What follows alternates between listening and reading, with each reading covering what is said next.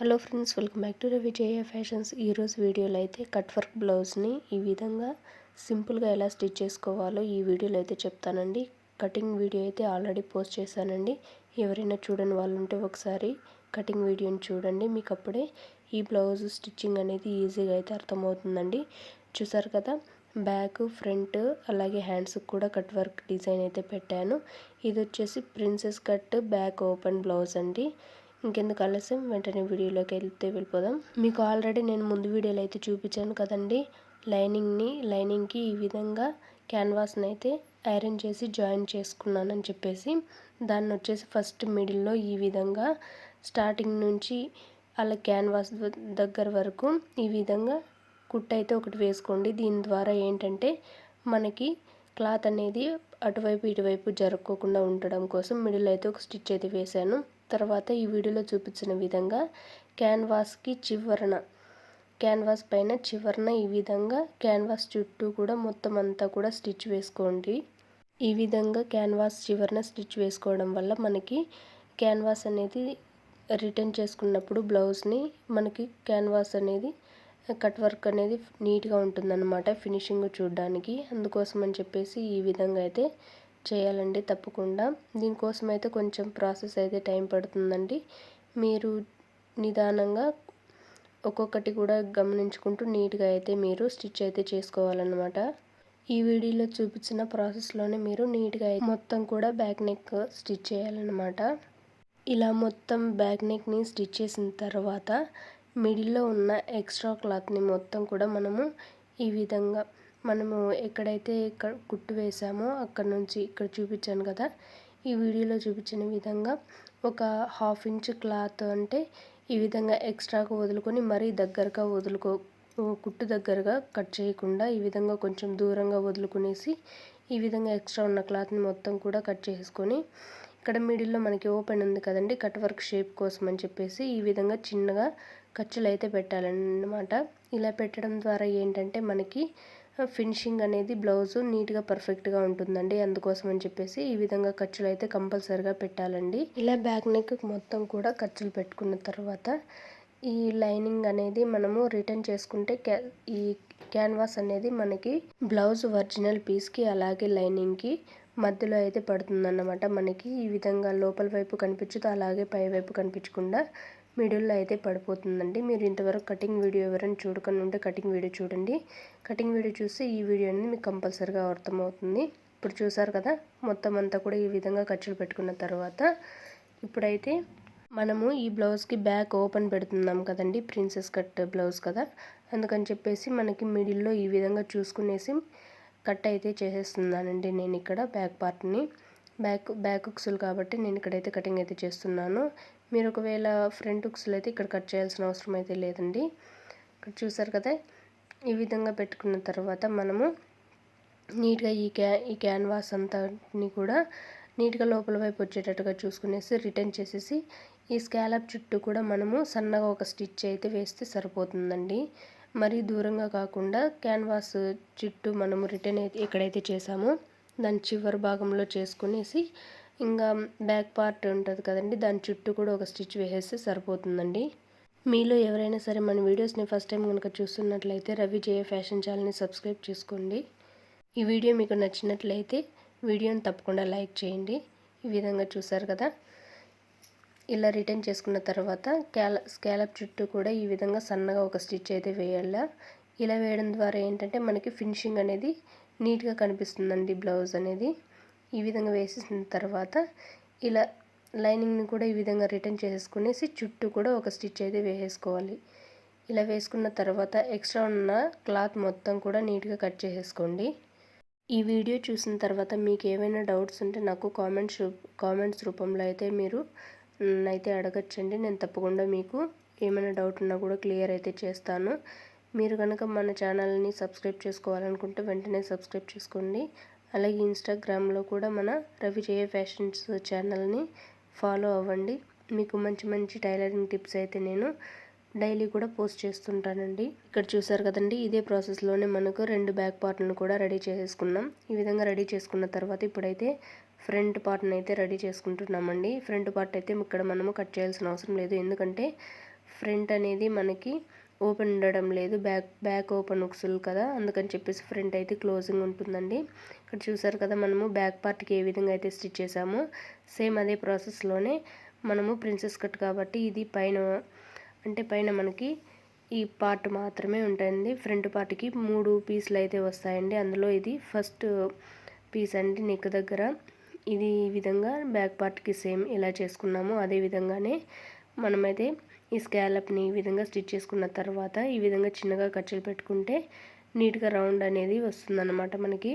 ఈ విధంగా మొత్తం అంతా కూడా ఖర్చులు అయితే పెట్టుకోవాలండి. ఇలా పెట్టుకున్న తర్వాత మనము బ్యాక్ పార్ట్ని ఏ విధంగా అయితే స్టిచ్ చేసుకున్నామో అదే విధంగానే ఈ ఫ్రంట్ పార్ట్ని కూడా రిటర్న్ చేసేసుకొనేసి మనము స్టిచ్ అయితే చేసుకోవాలండి.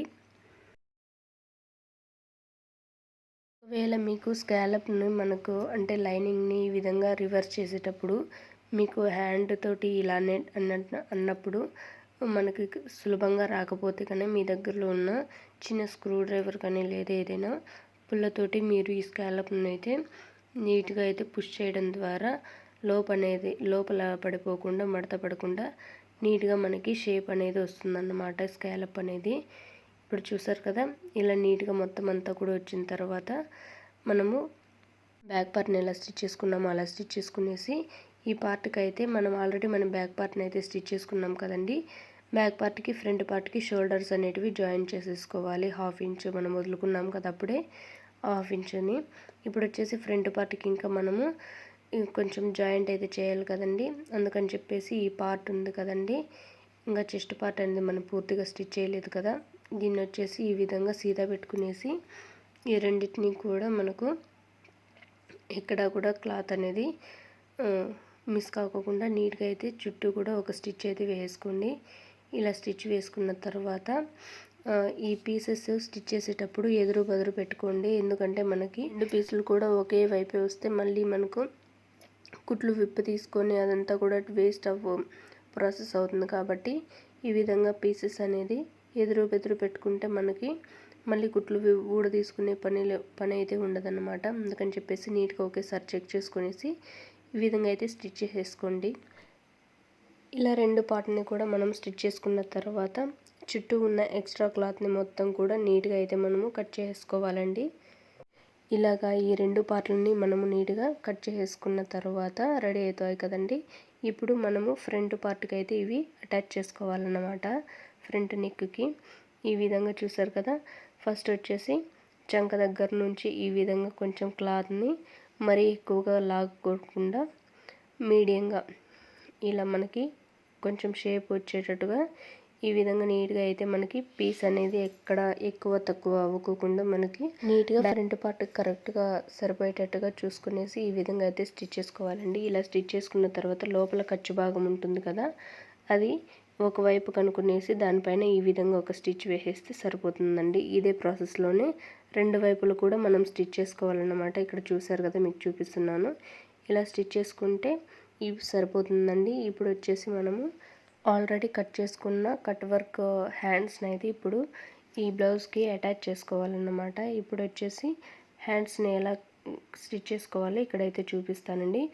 ఇక్కడ చూసారు కదా, ఫస్ట్ వచ్చేసి ఇక్కడ ఇట్లా స్ట్రైట్గా స్టిచ్ చేసుకునేసి ఇదే విధంగానే మనము స్కాలప్లో అయితే తీసుకోవాలండి. స్కాలప్ దగ్గర నుంచి మనం స్టిచ్ చేసుకోకూడదు, ఎందుకంటే మనము 1/2 ఇంచ్ అనేది కుట్లలో వదులుకున్నాం కదా, అందుకని చెప్పేసి మళ్ళీ అక్కడ ఓపెన్ అవ్వకోకుండా ఉండాలని చెప్పేసి ఫస్ట్ స్ట్రైట్గా అయితే స్టిచ్ చేసుకునేసి ఈ విధంగా వీడియోలో చూపించిన విధంగా అయితే నీట్గా అయితే స్టిచ్ చేసుకుంటున్నాను. ఇక్కడ కూడా అంతేనండి. ఇక్కడ చివరికి వచ్చేసిన తర్వాత పూర్తిగా రౌండ్ అయితే తీసుకోవట్లేదండి. ఒక 1/2 ఇంచ్ అలా తీసుకునేసి ఈ విధంగా స్ట్రైట్గా అయితే వచ్చేసేది అన్నమాట. ఇక్కడ చూసారు కదా, ఖర్చులు చిన్నగా పెట్టేసుకునేసి దీన్ని కూడా రిటర్న్ చేసేసుకొని దీనిపైన కూడా ఒక స్టిచ్ వేసేస్తే సన్నగా సరిపోతుందండి. హ్యాండ్ చుట్టూ కూడా ఒక స్టిచ్ వేసేస్తే సరిపోతుంది. తర్వాత ఎక్స్ట్రా ఉన్న క్లాత్ని మొత్తం కూడా రిమూవ్ చేసేస్తే సరిపోతుందండి. మనకి హ్యాండ్ అయితే రెడీ అయిపోతుందండి. ఇంతవరకు మన వీడియోస్ని ఎవరైనా లైక్ చేయకుంటే ప్లీజ్ అండి వెంటనే లైక్ చేయండి. రవిజయ ఫ్యాషన్ ఛానల్ని సబ్స్క్రైబ్ చేసుకొని సపోర్ట్ చేయండి. ఈ వీడియో మీకు నచ్చిందో లేదో కామెంట్ చేయడం మాత్రం మర్చిపోకండి. ఒకవేళ ఈ వీడియోలో నేనేమైనా మిస్టేక్స్ ఏమైనా చేసుంటే కూడా నాకు తప్పకుండా కామెంట్ చేయండి. నెక్స్ట్ వీడియోలో అప్లోడ్ చేసేటప్పుడు కొంచెం ఇంప్రూవ్మెంట్ అనేది చేసుకుంటాను అన్నమాట. తప్పకుండా మీరు ఏవైనా ఈ వీడియోలో గమనించుంటే నాకు తప్పకుండా కామెంట్ చేయండి. వీడియోని మాత్రం లైక్ చేయకుండా మర్చిపోవద్దండి ఫ్రెండ్స్. మీరు ఇచ్చే ఒక లైక్ నాకు మరిన్ని వీడియోస్ చేసుకోవడానికైతే ఒక ఎంకరేజ్మెంట్ లాగా అయితే ఉంటుందన్నమాట. తప్పకుండా వీడియోకి లైక్ చేయండి. ఎలా ఉందో కూడా వీడియో అనేది తప్పకుండా కామెంట్ చేయండి. ఇక్కడ చూసారు కదా, మనం స్టిచ్ చేసిన హ్యాండ్ని మొత్తం కూడా ఈ విధంగా అయితే మనము స్టిచ్ చేసుకోవాలన్నమాట. స్కాలప్ని మొత్తం కూడా దీంట్లో పెట్టేసి స్టిచ్ చేసేసాం కదండి, అది నీట్గా అయితే ఉంటుంది. ఇలా చూసారు కదా, ఎక్స్ట్రా ఉన్న క్లాత్ మొత్తం కూడా కట్ చేసేసుకోండి. ఇప్పుడైతే మనకి హ్యాండ్ అయితే రెడీ అయిపోయింది. సేమ్ ఇదే ప్రాసెస్లోనే ఇంకొక హ్యాండ్ని కూడా మనము రెడీ చేసుకొని పెట్టుకోవాలండి. మీకు నేను ఆల్రెడీ కటింగ్ వీడియోలో అయితే చూపించాను కదండి. ఫ్రంట్ పార్ట్ లోతు అంటే హ్యాండ్కి లోతు తీసుకుంటాం కదండి, అదైతే మనకి ఫ్రంట్ సైడ్ వచ్చేటట్టుగా తీసుకోవాలన్నమాట. ఈ విధంగా చూసారు కదా, ఈ విధంగా లోతు తీసుకున్న హ్యాండ్ భాగం వచ్చేసి ఫ్రంట్ సైడ్ వచ్చేటట్టు చూసుకునేసి దాన్ని ఈ విధంగా ఒక 1/2 ఇంచాల గ్యాప్ వదులుకుంటూ స్టిచ్ అయితే చేయాలన్నమాట. మనకు హ్యాండ్ మిడిల్లో అయితే ఒక ఖర్చు పెట్టుకుంటే రెండు పక్కల సమానంగా వస్తుందండి మనకి హ్యాండ్ అనేది. ఇక్కడ చూసారు కదా, ఈ విధంగా డబల్ స్టిచ్ వేస్తే సరిపోతుందండి, ఒక 1/2 ఇంచ్ అంతా. ఇదే ప్రాసెస్లోనే రెండు వైపులా కూడా హ్యాండ్స్ని స్టిచ్ చేసుకుంటే మనకి బ్లౌజ్ అయితే అన్నీ కూడా పీసెస్ అన్నీ కూడా జాయిన్ చేసిన ప్రాసెస్ అయితే అయిపోతుంది. తర్వాత వచ్చేసి సైడ్స్ జాయింట్ మాత్రమే ఉంటుందండి. సైడ్స్ ఎలా జాయిన్ చేసుకోవాలో ఇక్కడైతే మీకు వీడియోలో అయితే చూపిస్తాను. ఇక్కడ మీరు గమనించారా, మొత్తం అంతా కూడా బ్లౌజ్కి ఈ విధంగా పీసెస్ అన్నీ కూడా జాయిన్ చేసిన తర్వాత బ్లౌజ్ అయితే కట్ వర్క్ బ్లౌజు ఇలా అయితే ఉంటుందండి. ఇక్కడ చూసారు కదా, మొత్తం అంతా కూడా మీరు బ్లౌజ్ అయితే గమనించండి ఎంత బ్యూటిఫుల్గా కరెక్ట్గా వచ్చిందో మెజర్మెంట్స్ తోటి. ఇప్పుడైతే మనము ఇది ప్రిన్సెస్ కట్ బ్లౌజ్ కాబట్టి కింద అయితే మనము హోల్డింగ్ చేసి అయితే కుట్టాలండి. కింద మనము నడుము దగ్గర అంతా కూడా చుట్టూ కూడా హోల్డ్ అయితే చేసి కుట్టాలి. ఇప్పుడు వచ్చేసి నేను మెజర్మెంట్కి ఇచ్చిన బ్లౌజ్ తీసుకునేసి హైట్ అయితే కొలుచుకుంటున్నాను అన్నమాట. మనకు కస్టమర్ చెప్పిన విధంగా ఎంత హైట్ రావాలి అని చెప్పేసి ఇక్కడ చెక్ చేసుకునేసి మనకి ఎంత హైట్ కావాలో అక్కడంతా కూడా నేను మనకి మొత్తం కూడా 4 వైపులా కూడా నేను ఖర్చులు అయితే పెట్టుకుంటున్నానండి. ముందర 2 వైపులా ఖర్చు పెట్టుకుంటున్నాను. అలాగే బ్యాక్ పార్ట్ 2 ఉన్నాయి కదా, వాటిని రెండింటికి కూడా మనము ఈ విధంగా చిన్నగా ఖర్చులు పెట్టుకోవాలన్నమాట. ఇలా ఖర్చులు పెట్టుకుంటే మనకి ఎంతవరకు హోల్డ్ చేసి కుట్టాలని చెప్పేసి ఈజీగా అర్థమవుతుంది. అలాగే మనం కుట్టేటప్పుడు కూడా ఈజీగా అయితే స్టిచ్ అయితే చేసేయచ్చు అన్నమాట. ఇక్కడ చూసారు కదా, ఇలా ఖర్చులు అయితే నేను 6 వైపులు కూడా పెట్టుకున్నానండి. చూసారు కదా, ఇలా ఖర్చులు పెట్టుకున్న తర్వాత ఇప్పుడైతే ఈ విధంగా హోల్డ్ చేసేసి ఖర్చులు పెట్టుకున్న దగ్గరికి అయితే స్టిచ్ అయితే చేసేస్తున్నానండి. ఇదే ప్రాసెస్లోనే నేను 3 వైపులా కూడా సేమ్ ఇదే ప్రాసెస్లోనే చేస్తున్నాను. 3 వైపులు ఎందుకన్నానంటే ఫ్రంట్ సైడు ఒక భాగము, అలాగే బ్యాక్ పార్ట్లు అనేటివి 2 ఉన్నాయి కదండి, అందుకని 3 భాగాలు కూడా ఇదే ప్రాసెస్లోనైతే స్టిచ్ చేస్తున్నానని చెప్తున్నానండి. చూసారు కదా, ఇదే ప్రాసెస్లోనే మనము నీట్గా అనేటివి పోగులు బయటకు రాకుండా ఈ విధంగా క్లాత్ని హోల్డ్ చేసి స్టిచ్ చేస్తే సరిపోతుందండి. ఇలా స్టిచ్ చేసిన తర్వాత ఇప్పుడు మనమైతే సైడ్స్ అయితే జాయిన్ చేసుకోవాలన్నమాట. సైడ్స్ ఎలా జాయిన్ చేసుకోవాలి ఇక్కడైతే చూపిస్తాను. ఫస్ట్ వచ్చేసి మనకి బ్యాక్ పార్ట్ ఫ్రంట్ పార్ట్ ఈ విధంగా చూసుకునేసి చంక మనం హ్యాండ్ జాయిన్ చేసాం కదా, పీసెస్ అన్నీ కూడా కరెక్ట్గా ఒక దగ్గరకు వచ్చేటట్టు చూసుకునేయండి. ఎక్స్ట్రా ఏమన్నా హ్యాండ్స్ క్లాత్ ఉంటే అది కట్ చేసేయండి. సేమ్ ఇదే ప్రాసెస్లోనే మనకి రెండో వైపు కూడా ఈ విధంగా సైడ్ అయితే అంటే బ్లౌజ్ చివరన కూడా ఈ విధంగా హ్యాండ్స్ 2 సమానంగా పెట్టుకునేసి స్టిచ్ చేసేసుకోండి. ఇప్పుడు వచ్చేసి మనం ఇంకా ఈ బ్యాక్ పార్ట్కి ఉక్సులు పట్టి కాజాల పట్టి అయితే స్టిచ్ చేయలేదు, అలాగే వెనకాల టక్స్లు కూడా అయితే పట్టలేదన్నమాట. ఇప్పుడైతే నేను టక్స్ అయితే పట్టేస్తున్నాను. ఒక యువతలో ఒక 1/2 ఇంచు, ఆ సైడ్ కూడా ఒక 1/2 ఇంచు అయితే రెండు వైపులా కూడా బ్యాక్ పార్ట్కి టక్స్లు అయితే పట్టేశాను. ఇప్పుడు వచ్చేసి ఉక్సులు పట్టి కాజాలు పట్టి స్టిచ్ చేస్తున్నానండి. ఈ విధంగా అయితే ఒక చిన్న పీస్ తీసుకునేసి దాన్ని మీకు ఆల్రెడీ బ్లౌజు స్టిచ్ చేసేవారైతే కనుక మీకు ఉక్సులు పట్టి కాజా పట్టి ఎలా కుట్టాలనేది తెలిసే ఉంటుందండి. ఒకవేళ మీకు తెలియకపోతే ఈ వీడియోలో నీట్గా అయితే చూపిస్తున్నాను కదండి. ఇదే ప్రాసెస్లోనే నీట్గా మనము ఉక్సులు పట్టి కాజా పట్టి 2 కూడా స్టిచ్ చేసేసుకోవాలన్నమాట. ప్లీజ్ అండి, వీడియోని ఇంతవరకు ఎవరైనా లైక్ చేయకుంటే లైక్ చేయండి. రవిజయ ఫ్యాషన్ ఛానల్ని సబ్స్క్రైబ్ చేసుకొని సపోర్ట్ చేయండి. పక్కనే ఉన్న బెల్ ఐకాన్ని కూడా క్లిక్ చేయండి.